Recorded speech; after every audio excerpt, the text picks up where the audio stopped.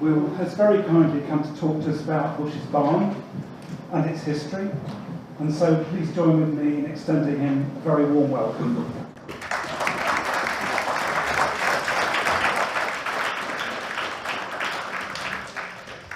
Thank you very much. Very nice of you to ask me. I have no qualification for this. I'm not a historian or anything like that. I know you're a highly regarded historical society. My only sort of claim to fame in this world is that I'm certainly in living memory, I am the person who's lived longest continuously in Godmanstone. And it may possibly be forever, because life expectancy used to be lower. And I know lots of people who, they might have been born in Godmanstone, might have died in Godmanstone or whatever, but they didn't actually live there all their lives. And we had a parson called Mr. Pope, and he did 70-something years, but I've gone past him. So that is the only thing that qualifies me, because obviously the people who were my age when I was, 7 or 8 or whatever, were born in 1870 or something, and people tell you stories. So that's really the only reason I can possibly qualify in any way to stand up and talk about anything, really.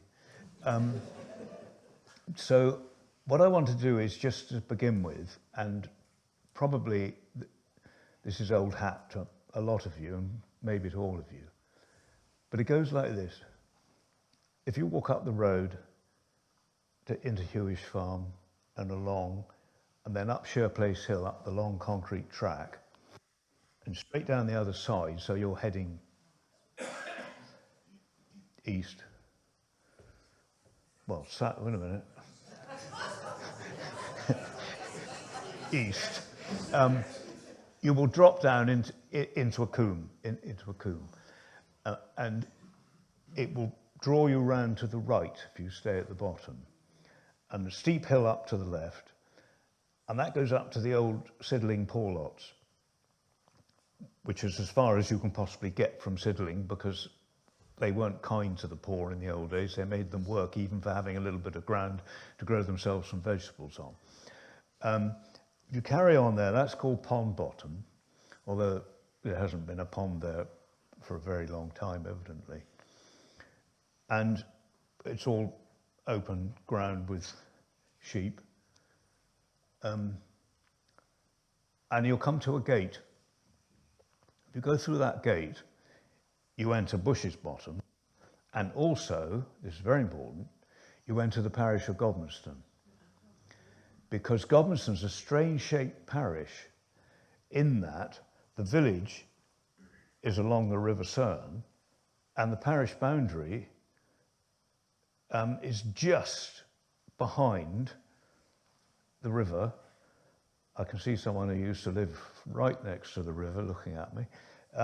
And then that's actually the parish of Charminster. It's Forston, but it's Forston's part of Charminster. And yet the parish comes right over this way. And when you're because when you walk through this gate at say in Bush's Bottom, that's Godmanstone right up to your right, coming right back this way up to the top of the hill. And in fact, if you go a bit further along at the top of that hill and get right to the top, you could almost throw a stone into Louise Batt's chimney down in the Sydling Valley. So it's a strange layout, but all that ground, which is basically known as Bush's Bottom and back up the other side, that's all in the parish of Godmanstone. So it was part of the Godmanstone estate and was always owned by whoever was the squire of Godmanstone. So anyway, so you carry on along Bush's Bottom, very nice, sort of big arable open fields on the right, and a sort of rather like an amphitheatre on the left, very steep and scrubby and sheep and so on. And then you actually now, the first thing you come to is a wooden bell tower. And you think, that's a strange thing. And if your curiosity is aroused, you go in a bit further, you see, well, just an old sort of shed. But if you actually go and poke your nose in the shed, you see an ingle nook with a bread oven. And if you look up, even though this shed just has a lean-to asbestos roof, you look up, there's a little fireplace. And it doesn't take a huge amount of imagination to realise that you're in an old farm worker's cottage, which has been sort of just turned into a shed. And there's a kind of remnants of a yard behind that, and then there's a red brick barn. Now, that's what's left of the buildings of Bushes. Until recently, there was a Dutch barn on the right. But if you go back in time, you will discover that this shed you've been looking at was a pair of cottages. There was a cart house which you would have already passed, which is just a few flints now, and a well. And then behind the cottages, there was an old-fashioned farmyard, rather like ours is at home, where you had the farmhouse there, and then you had just lean-to there for cattle sheds, and on the end, the big thrashing barn. And the house that was there, where you expect to find the farmhouse, when I was young, the people would refer to it as the farmhouse. But when one looked into it, it was normally occupied by two working families. So you had the pair of cottages, and you had two with a family in each, and you had two families in the farmhouse. Now, the question arises, was it a farmhouse? Was it a farm? Was it actually farmed by somebody down there separately? And I think the answer is no. Because one wants to go back, look in the old maps and think, well, when was this settlement? When did it happen? Well, what's left of those pair of cottages looks like the way they built cottages for hundreds of years, really, with the brick. But I mean, we've got our house in Godmanstone is probably early 18th century or something like that, and we've got the similar fireplace and bread oven and so on. But they go back before that, but they were certainly building like that in Victorian times. The main difference is brick, because it's quite surprising that somebody bothered to lug a load of bricks all the way over there when there's more flints than anything else, there's more flints than soil in the ground. And certainly the other buildings were built of flint. So looking at maps, thinking about agricultural history and so on, I surmise, and I could be completely wrong, that it was always an outlying part of Manor Farm, Godmanstone, and that the dwellings were always the dwellings of the people who worked the land there, not actual tenant farmers, but people employed from Godmanstone. I mean, that was certainly the case around about 1900, and I'm pretty certain that it was the case going back. So the next thing arises, when did this start? Well, I think it's most likely to have started around the time of the enclosures, around the 1830s. That would kind of fit with how the buildings look, and what I could find looking at maps or whatever. And I suspect, you see, that before that, that ground was just downland pasture with sheep on it, and there was probably just a shepherd in a hut there, and there was probably wasn't much more habitation at all. I mean, you go back far enough,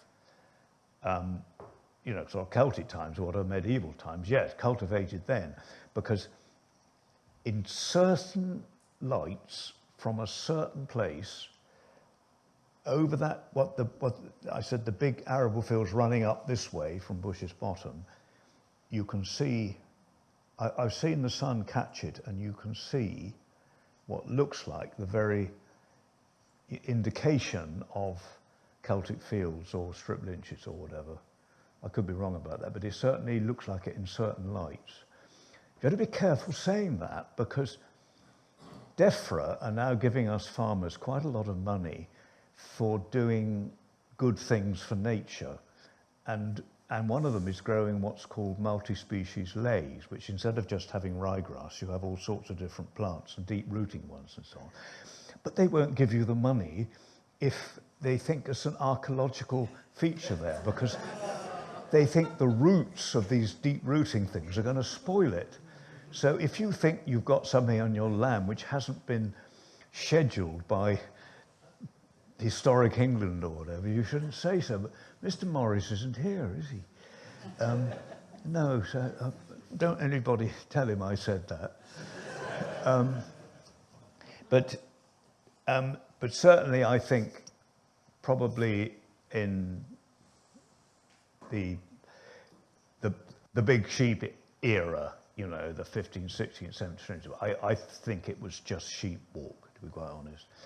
When the enclosures came in and the industrial population grew up and there was money to be made out of growing cereals, my inkling is that that's when they decided that they were going to work some of this ground, and they were going to have employees over there, and they were going to have a proper shepherd living there with a flock, folding it over the fields, and they were going to have chaps ploughing and so on. And that is just my sort of guess of what happened. But so that's what I'm guessing at. Now what do I actually know with a little bit more certainty? Well, when I was why is it called bushes? Well, when I was a very small boy, my father, who never took much notice of us as children, suddenly decided to get my mother to pack up a picnic and put us all in his big old car and drive us to the top of our hill and have a picnic tea. And I was too young to realise what this was about. I thought we were just having something special. But actually the reason was because he knew that the then owners were going to clear all the bushes, and it wouldn't be bushes anymore, and he wanted us to see it how it was. But I was too young to take this in. But my sister, who was 4.5 years older than me, she could remember being taken being taken on a little pony over to bushes and along Bush's Bottom, and she could remember how amazing it was. And there were wild plum trees and all the birds, and it really was bushes, and it was an absolute paradise. So that's the first thing. And then I can remember the people in the village saying, oh, yeah, bushes, yeah, so-and-so had lived over there for a bit, and so-and-so lived over there for a bit. And I think that included actually the lovely old couple, Granny and Grandfer Belt, who he was a retired carter, and they lived in part of our house where we live now. But nobody stayed there very long. But certainly, you know, I would be told, oh yeah, so-and-so lived there, oh yeah, they had to walk over to school and that. So I was always aware of bushes and its history, and would wander over there when I was a bit older. Because at that time, when I was young, when I was saying there was lean-to building behind the the cottage going up to the barn, the old cattle sheds. That was all intact then, but there was just this Dutch barn, and I don't know when the so-called farmhouse either was knocked down or fell down, and this Dutch barn was put up, but I can't remember before that. But one day, in, I suppose, something like the late 70s, it was a Saturday afternoon, and I was having a cup of tea before going milking. And there was a knock on the door, and a middle-aged couple came to the door, and they said, "Oh," he said, "is this man a farm?" I said, "Is there a place called Bushes over the hill?" I said, "Yes." He said, "Oh, can we walk there?" And I said, "Well, it's quite a long..." Well, we've got an elderly gentleman with us who lived there as a child." So I said, "Well, it's a bit far to walk." But I said, "Look, I'm really sorry. I'm just about to go out. My cows are waiting for me. But I tell you what, I'll ring up my neighbour." So I got on the phone, Tim Mills at Watcombe Farm. I said, "Tim, are you home? You doing anything? You got 5 minutes?" He said, "Yeah."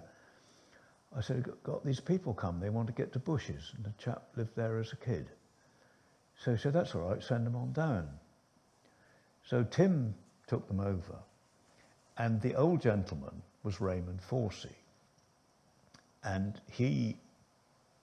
I missed this conversation at this time, but he said, "Oh yeah, this is what it was, and it's all different, and this, that, and the other." And he was terribly excited about coming back.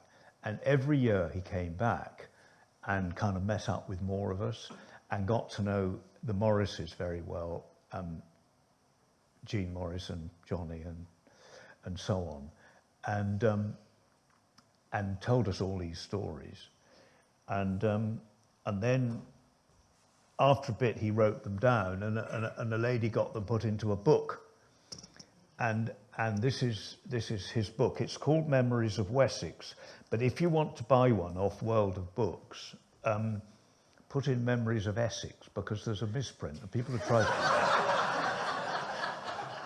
I actually twigged it. I don't know how I managed to twig it, but I thought to myself,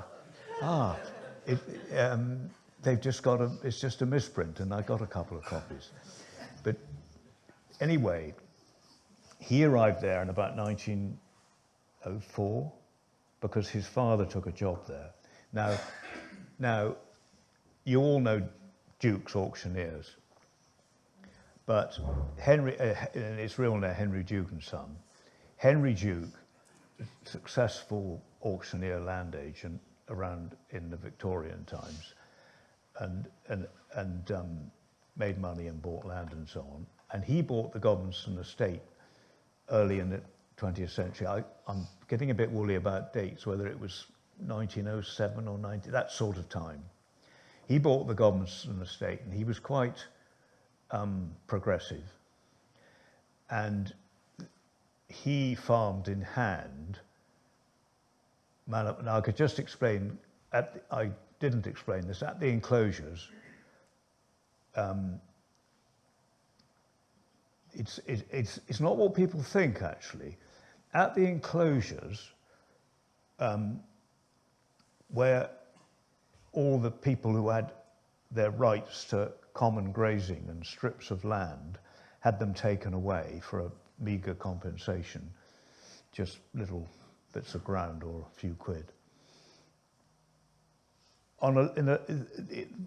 This land round here was actually turned into substantial size farms with tenant farmers. I mean, for example, Netherson was 800 acres or whatever. That one tenant farmer. There was some of those farmers, those of you that read Thomas Hardy, those farmers that he hated, because they lived in quite wealthy and their employees lived in appalling poverty. They were farming substantial acreages. Alfred Pope, who founded the brewery in Dorset, farming thousands of acres. And as I say, some of these parishes are literally the entire parish was put into one tenanted farm. You know, there was 40-something employees in Netherstone. Godmanstone was actually put into 3 farms. There was a small farm, I don't know why, called Durden's Farm. People know Paul Durden who lives there, must be some kind of relation. And then Field Farm and Manor Farm, both around 450 acres. But Manor Farm came up from the village, and it's the bit that we've got now, and then included bushes.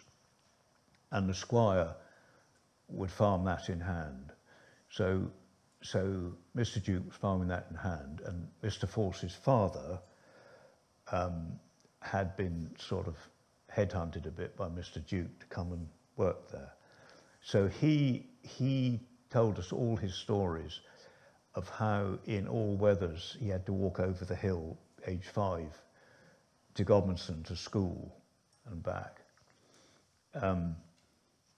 And how it was pretty grim in the winter, but in the summer they just love it, and they just dawdle on their way back and crawl down rabbit holes and have a great time.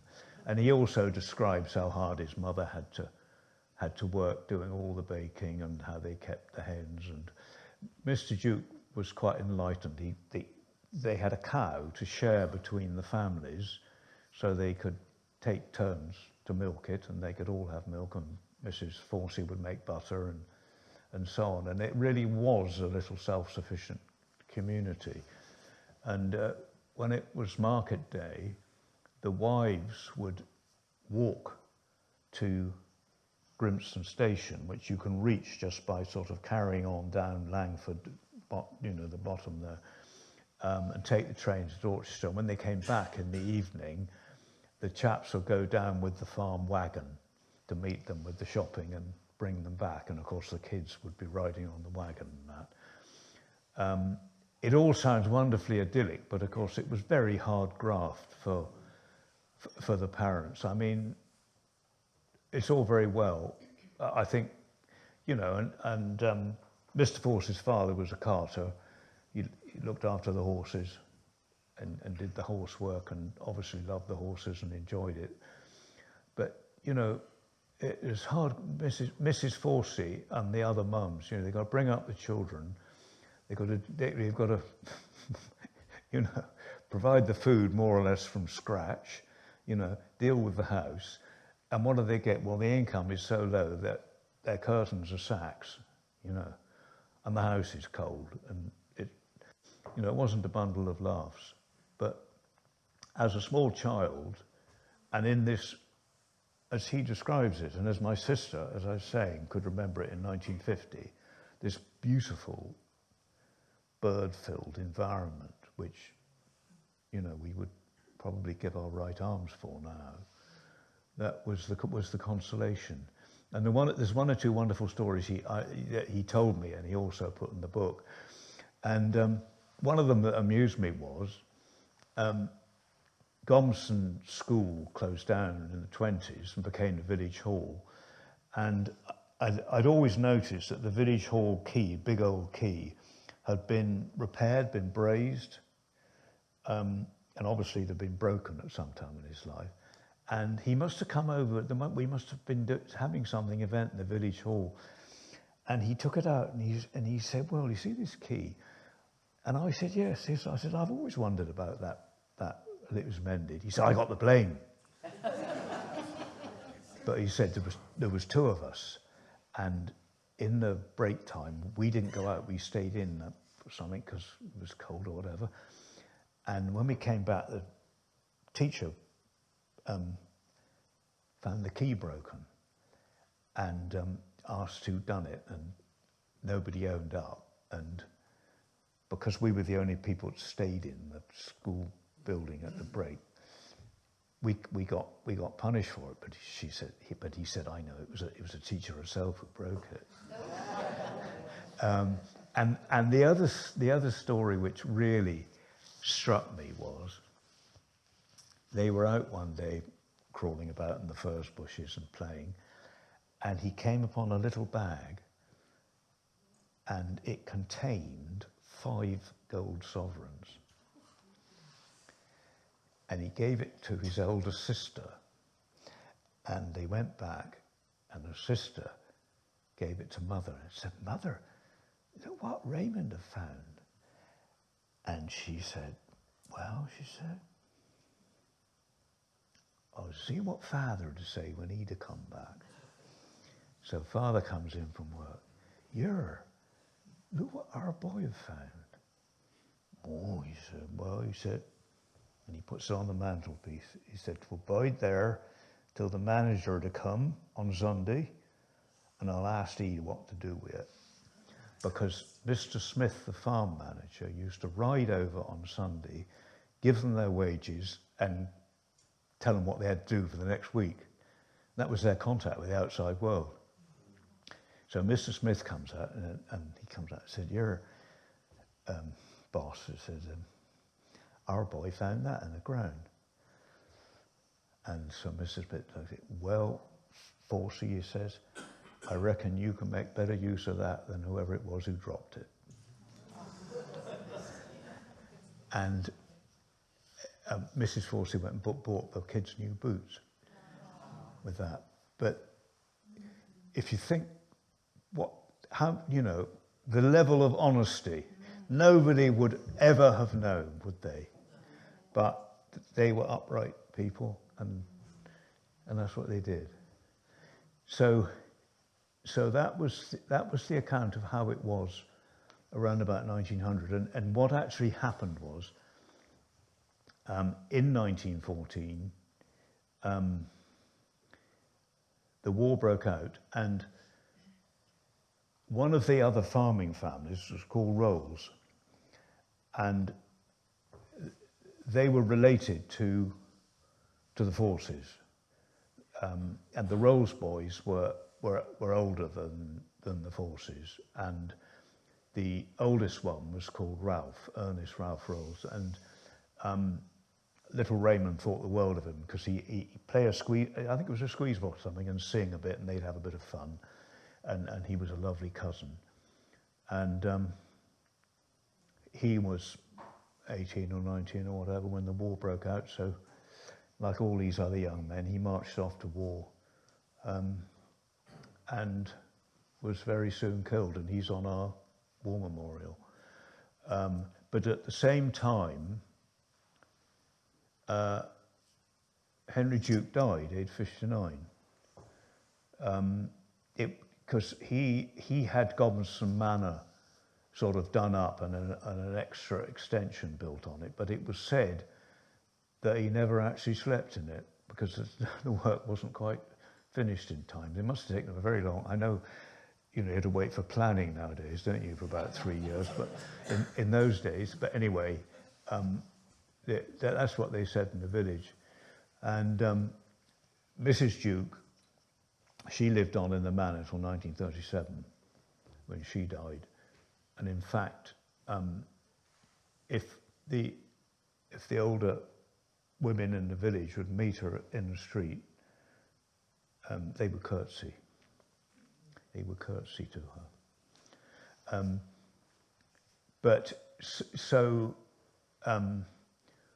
With the uncertainty of Mr. Duke dying, because they really had rated him highly as a boss. I think it was a previous employer of Raymond's dad got in touch and said, "Oh, I've got this. I think it was my son's we got a farm in the Isle of Wight. Will you go and work there?" And they decided to go. They didn't want to risk what it might have been like without Mr. Duke. But in fact, his executors went on farming it for the duration of the war, because there was no time to sell a farm actually in the war. But that's where the Forsey story ends. The Forsey story, in terms of the recent one of his visiting every year, we had lots of visits, and in fact, Mrs. Morris organised a sort of get-together, because Christopher Pope, who farmed at Rackerwood Estate and farmed a bit further down, he got all interested in it, and he got to know Mr. Forsey, and he came over, and there was quite a crowd of us, and we had a bit of a bit of a do, and Mr. Forsey planted a tree, which I think is still growing, and talked more about it. And he talks about the well. I'll tell you about the well in a minute. Because in rewinding a little bit, and anyway, eventually Mr. Forsey died and that chapter ended, but we've got the book, you know, and the stories. But just rewinding a bit, when I left school and I went to uni, in all my vacations, I would come over here and work for Colonel Morris, tractor driving and so on. So I spent quite a lot of time over at Bushes, because in those days, the big arable expense was broken into 350-acre fields, and with the sort of tractors and cultivators we had then, you could be there nearly a week, you know, cultivating one field. So I did spend quite a lot of time up there,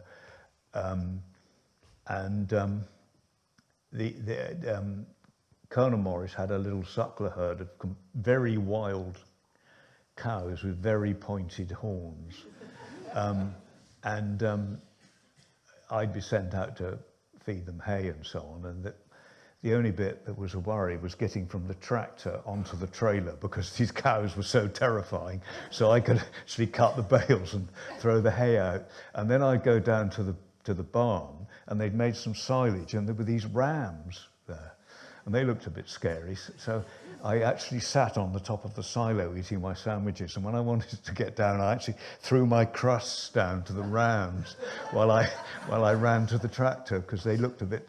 But they just wanted some bread. I think they were perfectly civil. But I did spend quite a lot of time over there and familiarise myself with it quite a lot.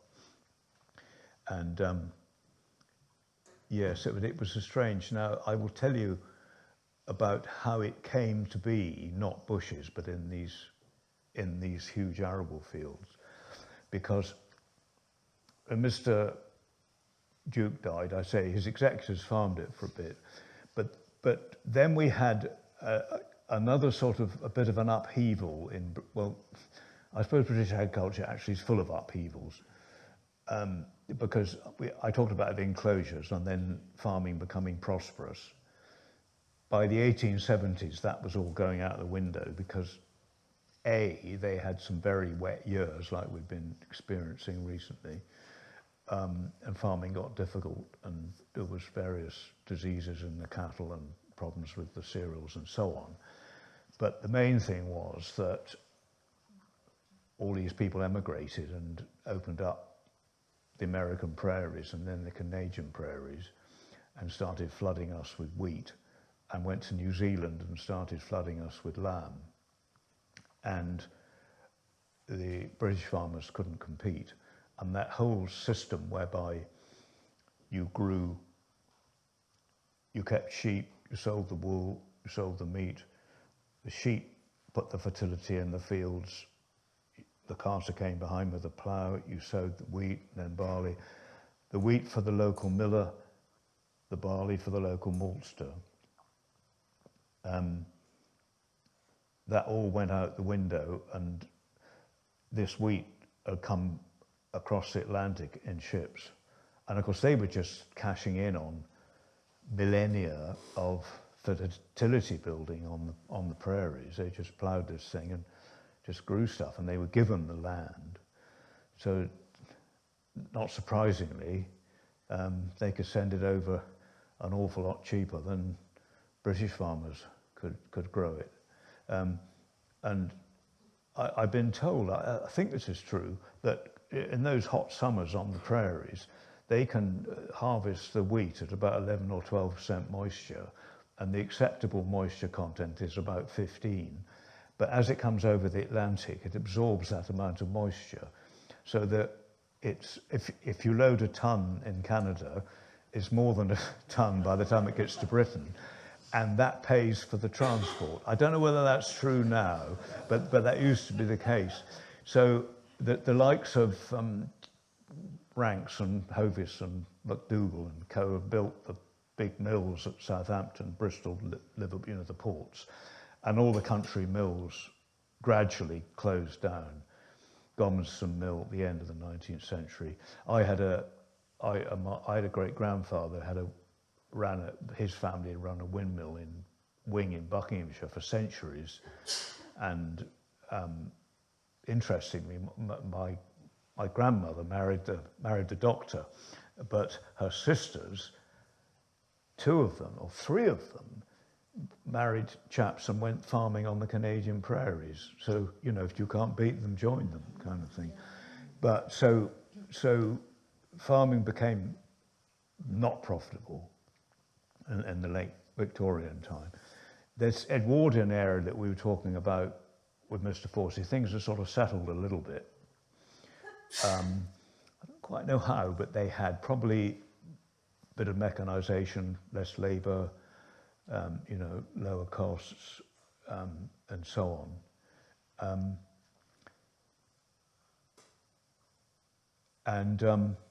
So it was a kind of calm before the storm. Well, of course, we know what happens when we have wars. We get caught out in this country because when we don't have wars, governments don't bother to keep farming going.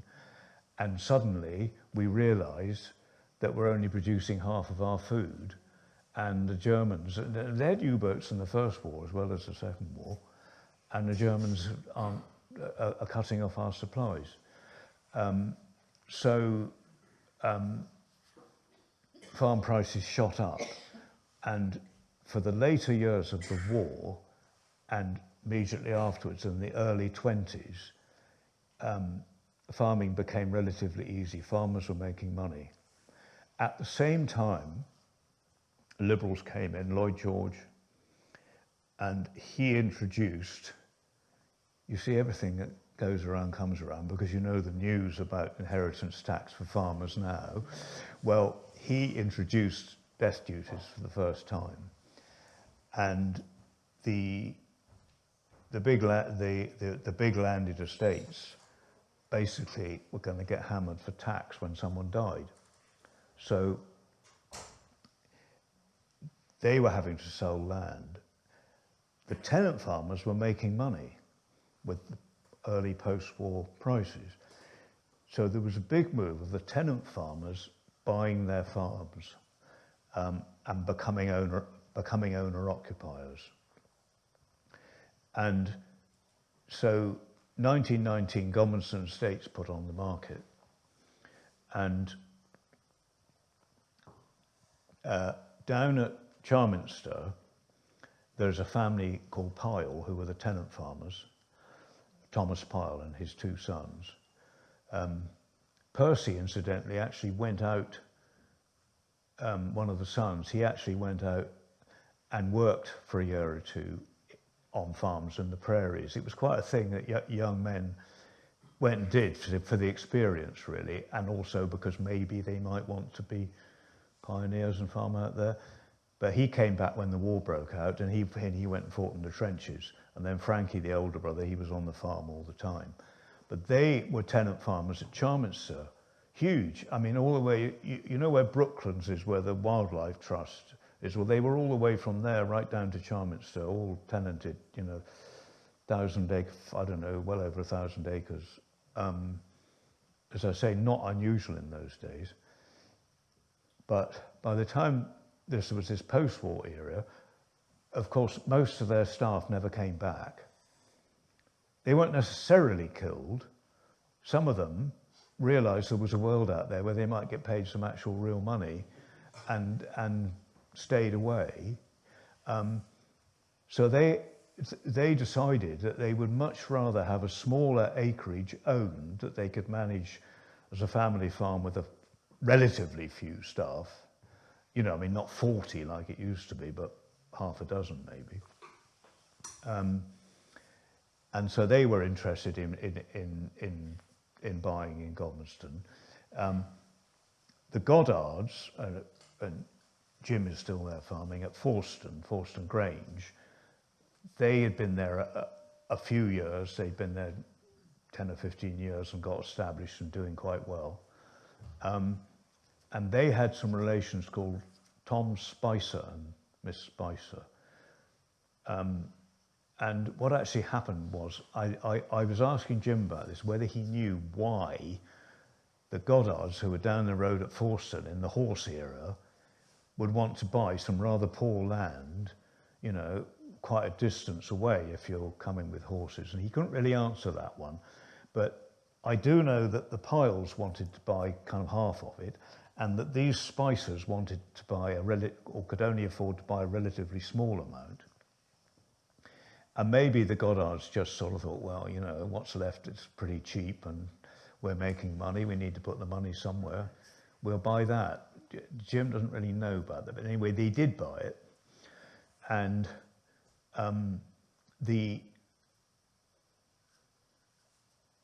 what I'm not quite clear about is how many people they actually kept as employees, because I think that initially, at least, and through the 20s and early 30s, they just sort of ranched it with some cattle.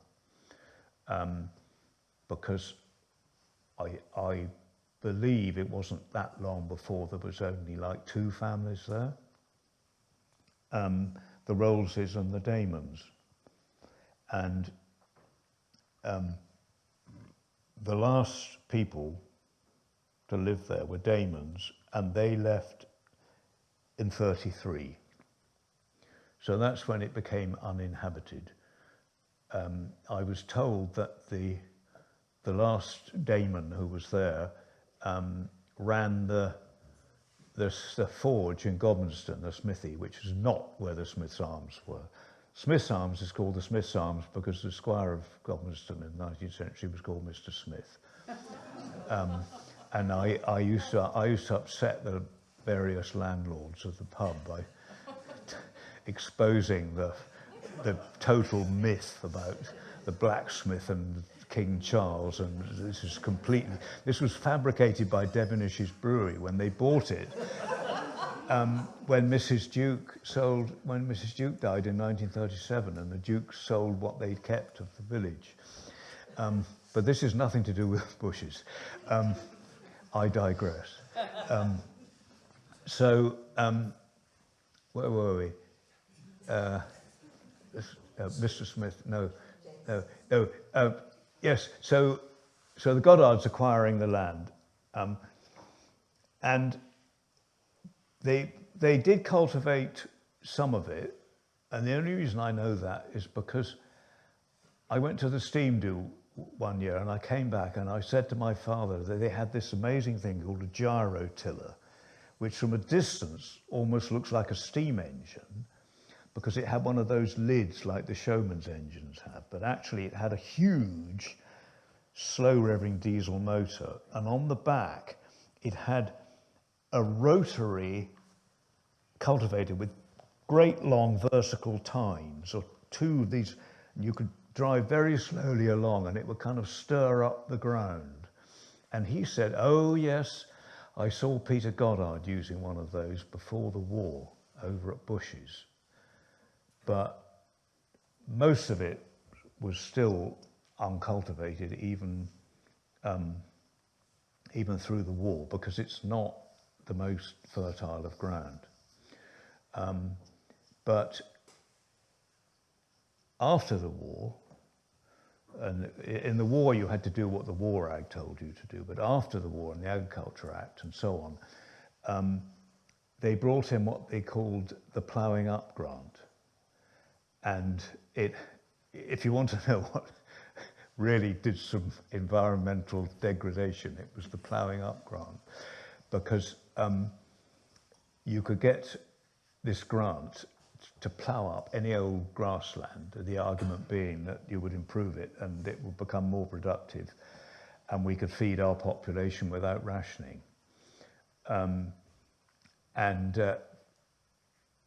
give you an example, I mentioned Brooklands, where the Wildlife Trust is. If you can think, any of you ever drive down the Cerne Valley, no reason why you should, rather than the Sydling Valley, they've got a little reserve at Hayden Hill, very, very steep.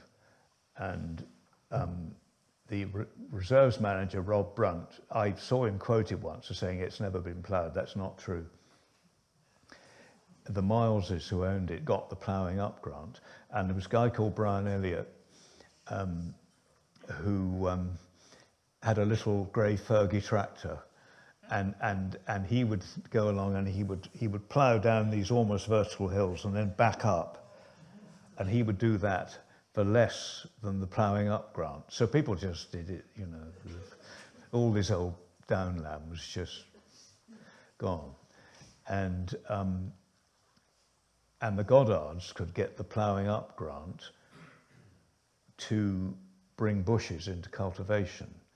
So the big arable fields, they had these guys in with this huge bulldozer, and they, all the scrub and everything, they push it up into great heaps, and some places they actually sort of dug pits and pushed it in, but there was still these great heaps of stuff, and they sowed, it was all in the press as being the biggest field in Dorset, 200 acres, all one field, everything living taken out, and they sowed it to barley.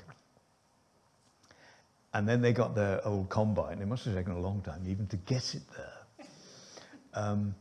And in the first day, it got round the field twice.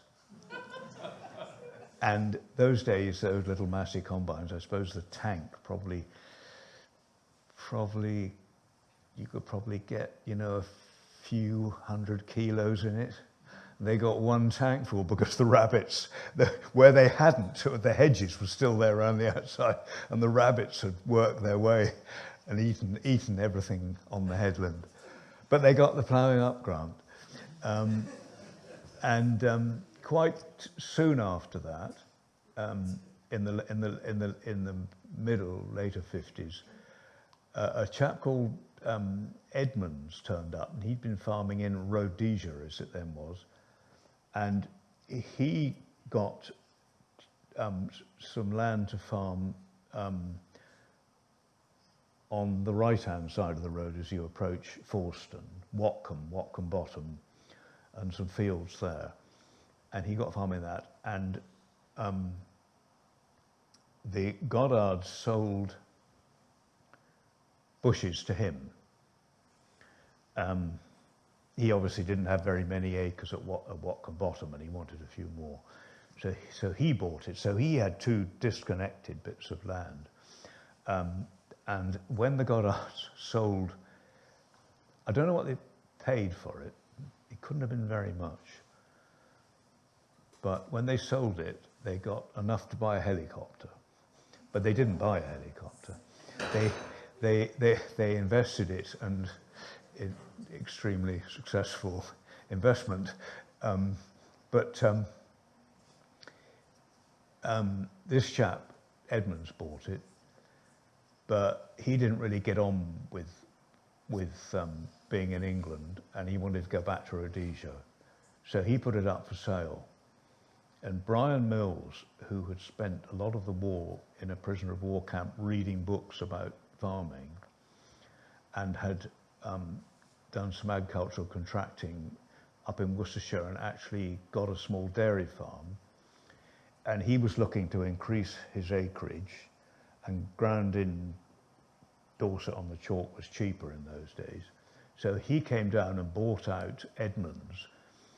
And these piles I was talking about who came into field farm at Godmanstone, Percy never had any children, and Frankie had 3 sons. Thomas was killed in the war, and then in 1956, Derek, who was the main man in the family, and obviously he would be 10 or 15 years older than me, so he would have become the farmer and would have farmed it until quite recently. I don't know what happened then. He and a crowd of went to play skittles, and they had a fatal car crash at Harrison Corner, and he was killed.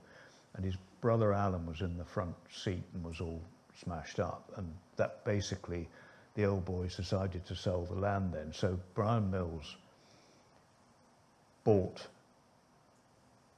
basically the land that was between the two parcels that he had and sold Bushes to Colonel and Mrs. Morris, who just come into Hewish Farm. And that is why it's now farmed from Sydling, not from Godmanstone.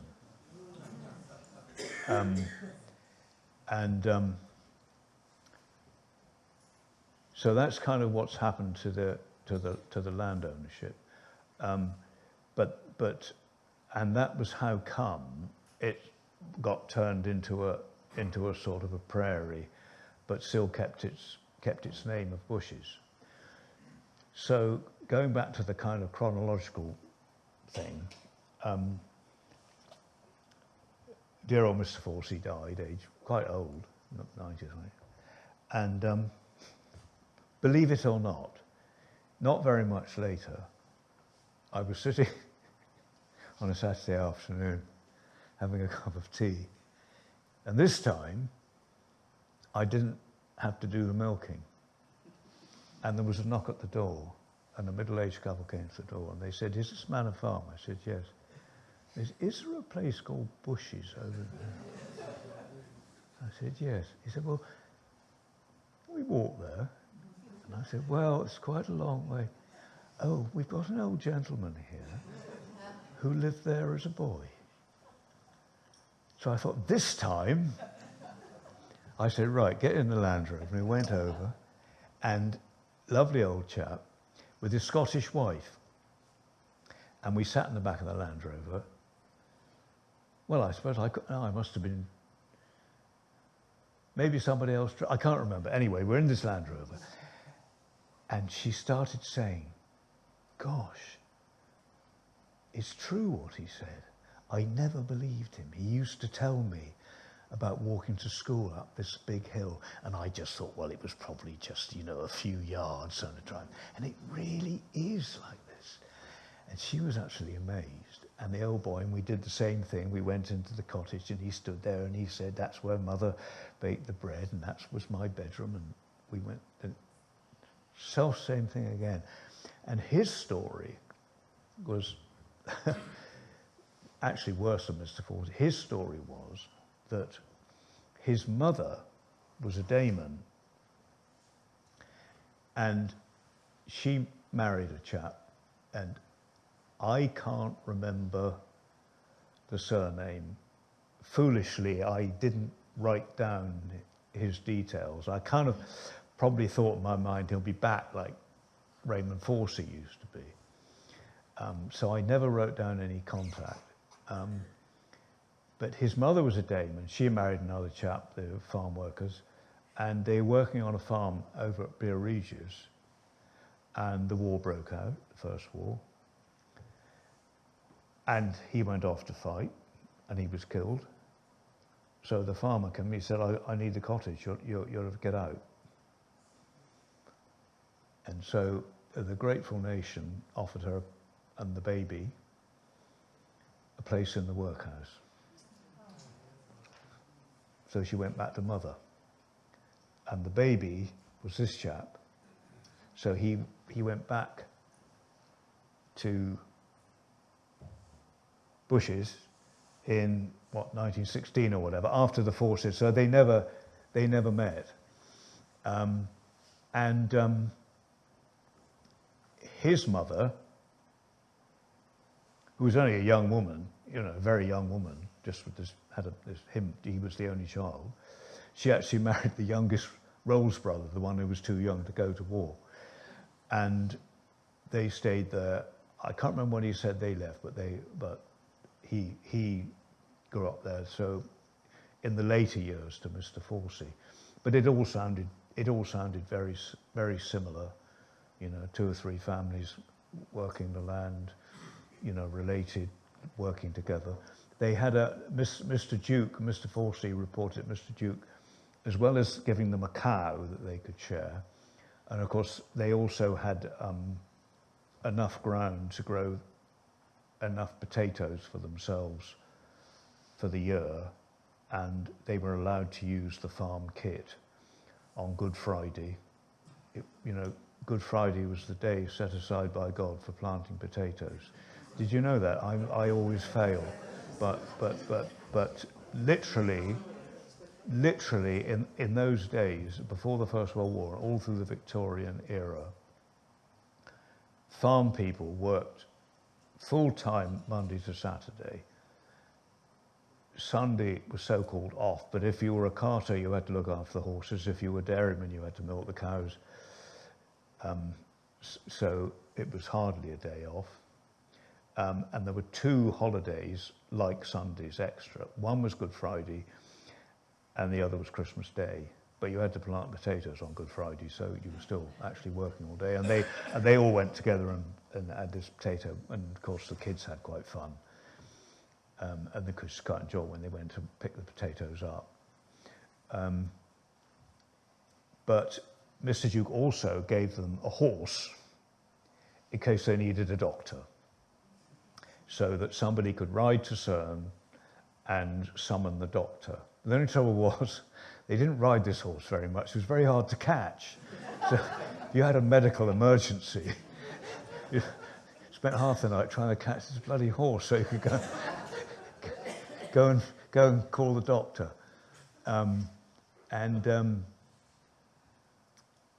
Apparently when they were waiting for the doctor once, when Raymond had an accident,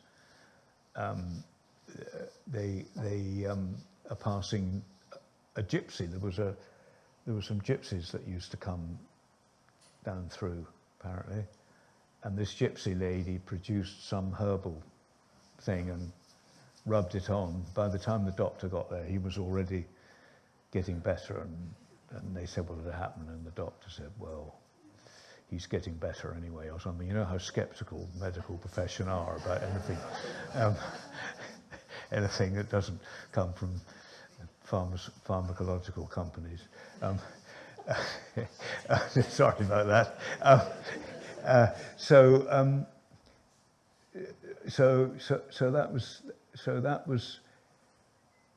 that was extraordinary. These 2 meetings, and then not very many years ago, a lady got on. I think she got onto.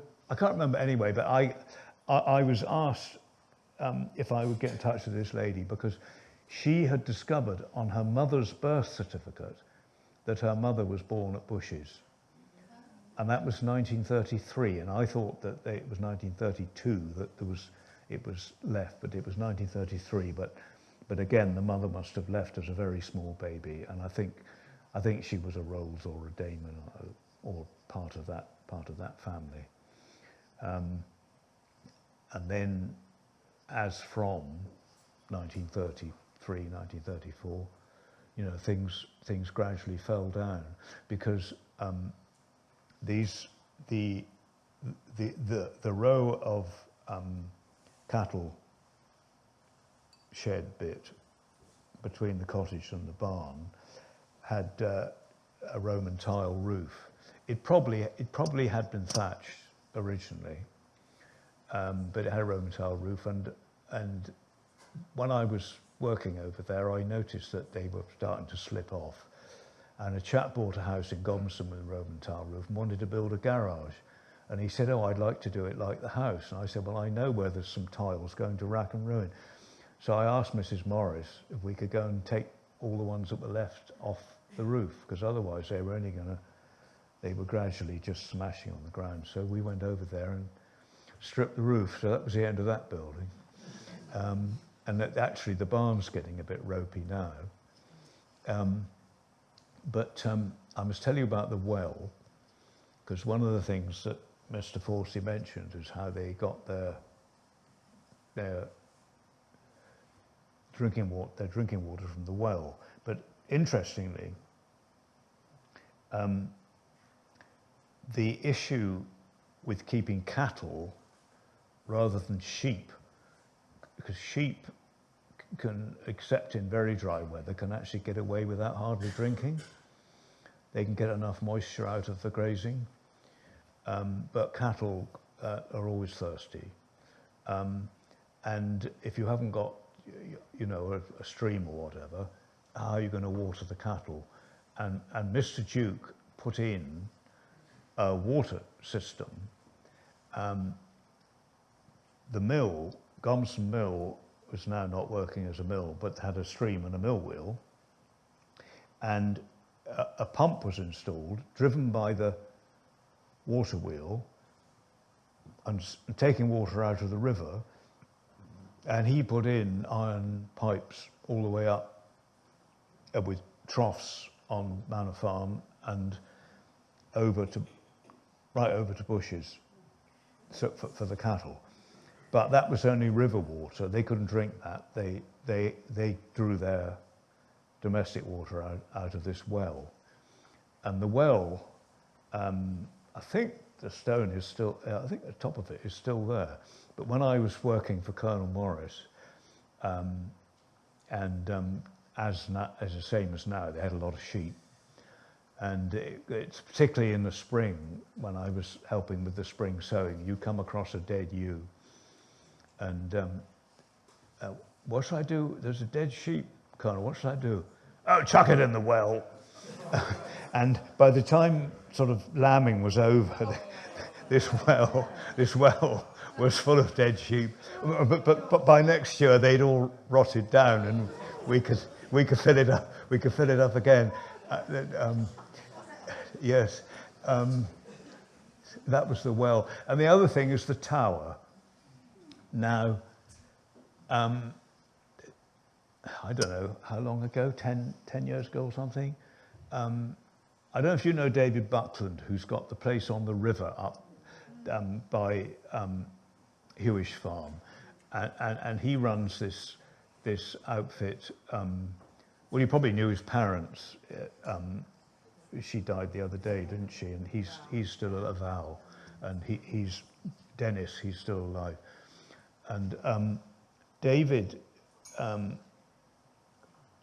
his sort of remit is raising awareness of environmental problems, and particularly climate change, through various artistic endeavours.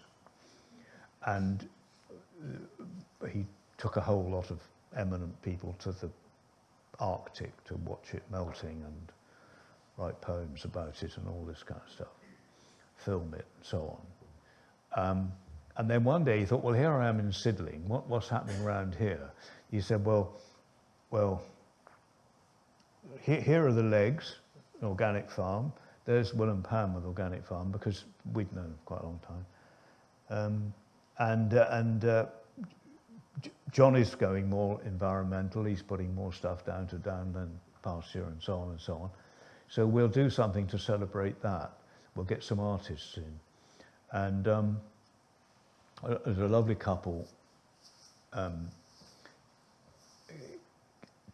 who came in, Kay and Chris Drury. Chris Drury is like a land artist, and Kay's a poet. And they came and sort of hung out with us and interviewed us and produced a really nice book about it, actually. Well, I say us three farming couples. And he also had this chap, Guy Martin, to do something, and he decided to make this bell tower out of western red cedar and put a bell in it and a rope, and everybody who goes there is supposed to ring the bell. But we were trying to remember what the connection was. We couldn't quite make it, but it's quite a nice thing there. Johnny certainly calls it Forces Tower. I don't know whether it's generally known as Forces Tower. So somebody said what was it they said? They call it the Valley of the Bell now or something, instead of calling it Bushes. I can't remember. Anyway, we decided that on New Year's Eve, after he put it up, that we ought to celebrate midnight on New Year's Eve of the new year by going and ringing the bell. So we got various friends and we all walked over and rang the bell. We did that for a few years, but we seem to got too old and tired to do it now. But it's just quite a nice feature. So I think I'm running out of things I can tell you about bushes. Okay. I think we've probably got there, have we? Yes. Well, thank you for listening anyway.